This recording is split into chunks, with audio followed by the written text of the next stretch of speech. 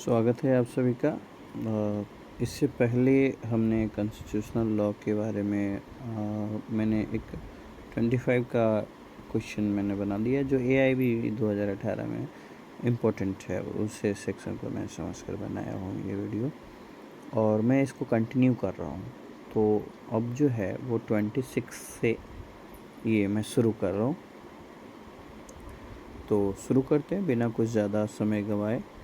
विधि के समक्ष समता की तुलना की जाती है किससे?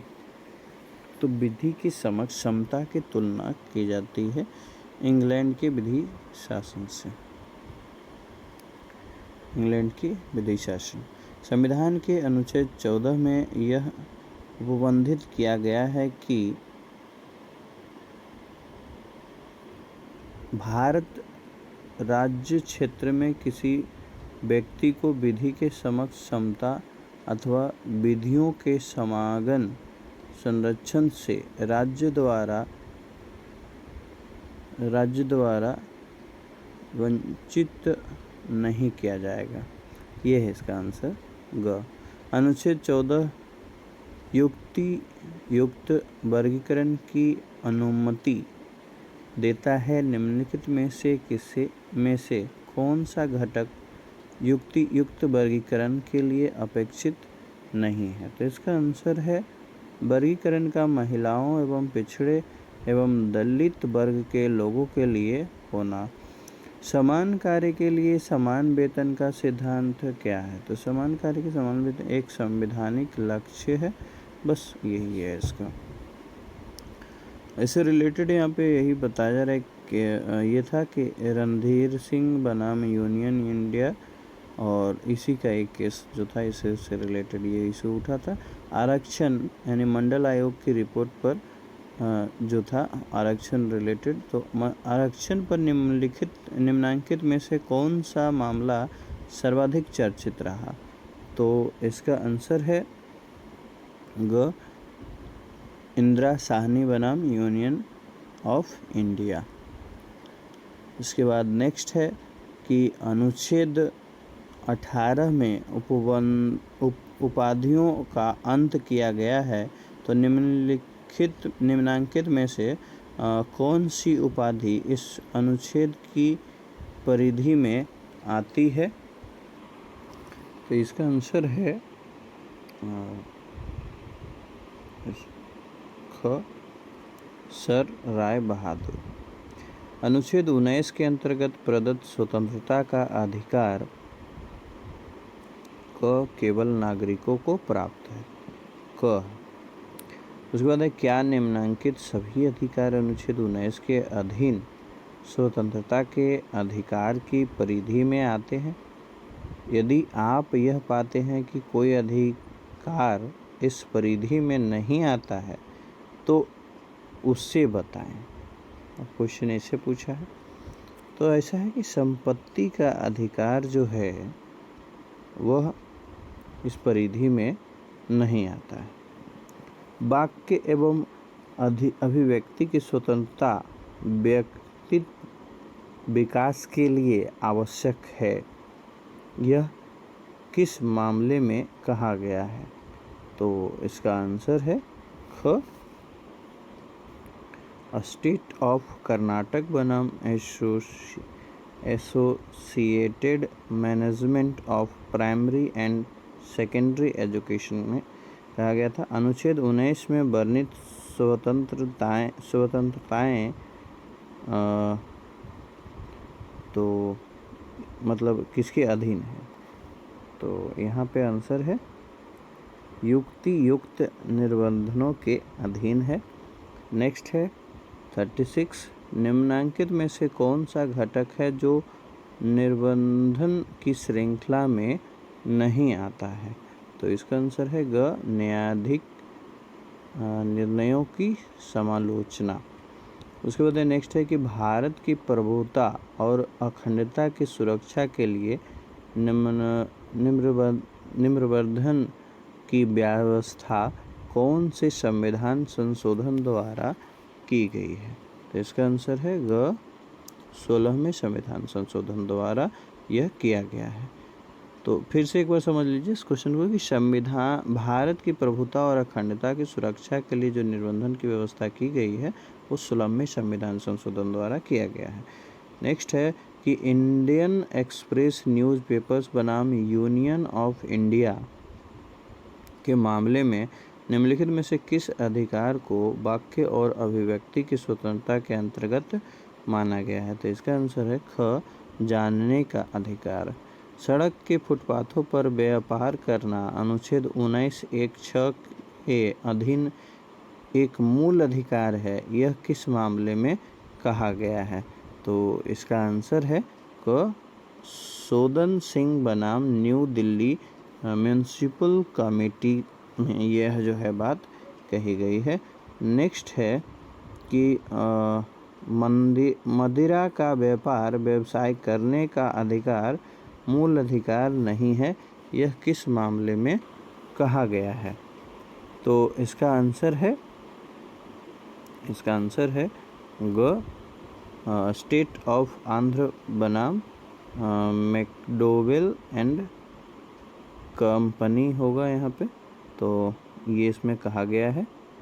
और नेक्स्ट है अनुच्छेद 20 अपराधों के लिए दोष सिद्धि के संबंध में 3 महत्वपूर्ण संरक्षण प्रदान करता है, निम्नलिखित में से कौन सा संरक्षण इस परिधि में नहीं आता है?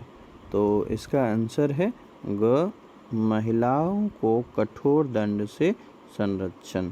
अवमानना की कार्यावधि व आपराधिक कार्रवाई नहीं होती है, इसलिए वह अनुच्छेद 20(3) के अधीन संरक्षण की परिधि में नहीं आती। यह किस मामले में अभिनिर्धारित किया गया है? तो इसका आंसर है ग, दिल्ली न्यायिक सेवा संघ 30 हजारी न्यायालय बनाम स्टेट ऑफ गुजरात, इसमें कहा गया है। नेक्स्ट है जीविकोपार्जन का अधिकार संविधान के अनुच्छेद 21 के अंतर्गत, देखिए याद रखिएगा, जीविकोपार्जन का अधिकार संविधान के कौन से अनुच्छेद के करेंगे? तो 21 के अंतर्गत एक मूल अधिकार है। क्या है? एक मूल अधिकार है। क, इसका आंसर है एक मूल अधिकार है। नेक्स्ट है अनुच्छेद 21 के अधीन जीने के अधिकार के मामले के अधिकार भी शामिल है और भारतीय दंड संहिता की धारा 309 इस अनुच्छेद का उल्लंघन करती है, इसलिए अवैध है। यह 2 मामलों में कहा गया है, निम्नलिखित में से कौन सा मामला इन 2 मामलों में नहीं आता है? तो इसका आंसर हो जाएगा ग, ओल्गा तेलिस बनाम बम्बई म्यूनिसिपल कॉरपोरेशन। नेक्स्ट है 45 का, जीने के अधिकार में मृत्यु सम्मिलित नहीं है, यह किस मामले में अभिनिर्धारित किया गया है? तो इसका आंसर है ख, श्रीमती ज्ञान कौर बनाम स्टेट ऑफ पंजाब, इसमें यह निर्धारित नहीं है। तो याद रखिएगा, देखिए ऑप्शन तो है, हम लोग डायरेक्ट बोल रहे हैं इस वजह से, और क्योंकि हमें ज़्यादा से ज़्यादा क्वेश्चन को अचीव करना है। निःशुल्क विधिक सहायता उपलब्ध कराना राज्य का कर्तव्य है, अनुकंपा नहीं। क्या यह सही है? यदि हाँ, तो यह किस मामले में कहा गया है? तो ये कहा गया है M.H. हास्कट बनाम स्टेट ऑफ महाराष्ट्र में। नेक्स्ट है कि चार्ल्स शोभराज बनाम दिल्ली प्रशासन के मामले में यह प्रतिपादित किया गया है। दिल्ली प्रशासन SC 1554, ये याद रखिएगा, इसी से सर्च होगा मामला आपका। तो इसमें के मामले में यह प्रतिपादित किया गया है कि कैदियों को लोहे की बेड़ियां पहनाने से उनके दैहिक स्वतंत्रता के अधिकार का हनन होता है। यह बात कही गई है चार्ल्स शोभराज बनाम दिल्ली प्रशासन में। नेक्स्ट है वह कौन सा अधिकार है जो अनुच्छेद 22 में सम्मिलित नहीं है? तो वह आंसर है घ, जमानत का अधिकार। कुल मामलों में गिरफ्तारी और नज़रबंदी के खिलाफ संरक्षण का उल्लेख भारतीय संविधान के निम्नलिखित अनुच्छेदों में से किस अनुच्छेद में किया गया है? तो इसका आंसर है ग, अनुच्छेद 22 में। ये एग्जाम 2021 में पूछा गया है क्वेश्चन। निवारक निरोध विधियों के अधीन निरोध व्यक्तियों को सलाहकार बोर्ड के समक्ष अभियावेदन प्रस्तुत करने का अधिकार है। नेक्स्ट है, शोषण के विरुद्ध अधिकार प्राप्त है नागरिकों और अनागरिकों को, दोनों को। गांव के प्रधान के आदेशानुसार प्रत्येक परिवार से कम एक व्यक्ति को तालाब पर काम करना आवश्यक था और ऐसा नहीं करने पर दंड की व्यवस्था थी।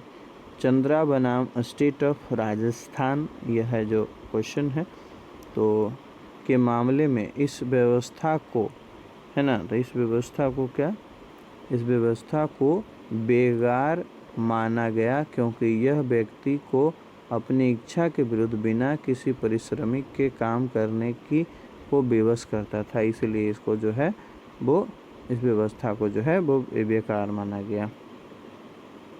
नेक्स्ट है कि दुलाल सामंत बनाम डीएम हावड़ा के मामले में राज्य द्वारा अनिवार्य शैक्षणिक एवं सामाजिक सेवाएं लेने को ना बेकार माना गया और ना मानव व्यापार माना गया। नेक्स्ट क्वेश्चन है, धर्म की स्वतंत्रता से अभिप्राय है किसी भी धर्म को अबाध मानने, आचरण और प्रचार करने की स्वतंत्रता। वह कौन सा प्रकरण है जिसमें उच्चतम न्यायालय ने बकरीद पर गौवध करना मुस्लिम धर्म के कर्मकांड का आवश्यक अंग नहीं माना है? तो इसका आंसर है ग, स्टेट ऑफ वेस्ट बंगाल बनाम आशुतोष लाहिड़ी। नेक्स्ट है अनुच्छेद 29। तो क्या कहता है? अनुच्छेद प्रदान करता है भारतीय नागरिकों को अपनी भाषा, लिपि एवं संस्कृति को अक्षुण्ण बनाए रखने का अधिकार प्रदान करता है। नेक्स्ट है अनुच्छेद 29(2) के अंतर्गत शिक्षा संस्थाओं में प्रवेश का अधिकार जो है वो आपको मिलता है एक नागरिक के रूप में दिया जाता है। अनुच्छेद 29(2) के अंतर्गत, याद रखिएगा। उसके बाद है नेक्स्ट, यदि मुझसे यह पूछा जाए कि संविधान में कौन सा अनुच्छेद सबसे महत्वपूर्ण है जिसके बिना यह संविधान शून्य हो जाएगा, तो मैं अनुच्छेद 32 के अतिरिक्त किसी दूसरे अनुच्छेद का नाम नहीं लूँगा। यह किसने कहा था? तो यह कहे थे डॉक्टर भीमराव अंबेडकर ने। अनुच्छेद 32 में कौन सा अधिकार सन्निहित था? अब जाहिर सी बात है क्वेश्चन तो यही था, तो ऐसा क्या था अनुच्छेद 32 में भाई? तो उसका आंसर है कि अनुच्छेद 32 में संवैधानिक उपचारों का अधिकार है, इसीलिए यह बोले थे डॉक्टर भीमराव अम्बेडकर। नेक्स्ट है, संविधान उपचारों के अधिकार का प्रयोग किया जा सकता है क, मूल अधिकारों के प्रवर्तन के लिए। इसमें मूल अधिकारों के प्रवर्तन के लिए। नेक्स्ट है, अनुच्छेद 32 के अधीन अनुतोष पाने के लिए आवेदन किया जा सकता है। अनुतोष पाने के लिए, अनुच्छेद 32 के अधीन अनुतोष पाने के लिए आवेदन किया जा सकता है ग, ऐसे व्यक्ति द्वारा जिसके मूल अधिकार का अतिक्रमण हुआ हो। जिसके मूल अधिकार का अतिक्रमण हुआ वही व्यक्ति आवेदन कर सकता है। नेक्स्ट है, अनुच्छेद 32 के अंतर्गत अधिकारियों के प्रवर्तन के लिए जारी की जाने वाली रीटों में कौन सी शामिल नहीं है? कौन सी शामिल नहीं है? तो उसका आंसर है ये आपका व्यादेश जो है उसको शामिल नहीं किया गया है। नेक्स्ट क्वेश्चन है अनुच्छेद 32 में उच्चतम न्यायालय द्वारा और अनुच्छेद 226 में उच्च न्यायालय द्वारा रीट जारी किए जाने का उल्लेख किया गया है। क्या इन दोनों में कोई अंतर है? यदि हाँ तो वो क्या है? तो इसका आंसर है ख। उच्चतम न्यायालय केवल मूल अधिकारों के प्रवर्तन के लिए रीट जारी कर सकता है, जबकि उच्च न्यायालय अन्य प्रयोजनों के लिए भी रीट जारी कर सकता। तो ये है अनुच्छेद 32 और 226 में अंतर, है ना? तो यह याद रखिएगा। वह कौन सा, मैं इसको एक के लिए रिपीट कर देता हूँ। उच्च न्यायालय केवल मूल अधिकारों के प्रवर्तन के लिए रीट जारी कर सकता है, जबकि उच्च न्यायालय जो है, उच्चतम न्यायालय ऐसा कर सकता है कि केवल मूल अधिकारों के लिए, लेकिन उच्च न्यायालय जो है वो अन्य प्रयोजन के लिए भी रीट जारी कर सकता है। यही अंतर है। नेक्स्ट है वह कौन सा मामला है जिसमें अनुच्छेद 32 के अधीन उच्चतम न्यायालय की अधिकारिता को संविधान का आधारभूत ढांचा माना गया है? तो इसका आंसर है न्यायाधीश स्थानांतरण का मामला किसमें है? अनुच्छेद 32 में ही। उसके बाद नेक्स्ट है संविधान के भाग 4 के अनुच्छेद 36 से 51 तक में किसका उल्लेख किया गया है? तो इसका आंसर है ख। राज्य की नीति के निर्देशक तत्वों का। उसके बाद है नेक्स्ट कि मूल अधिकारों एवं नीति निर्देशक तत्वों में सम्मिलित नहीं है।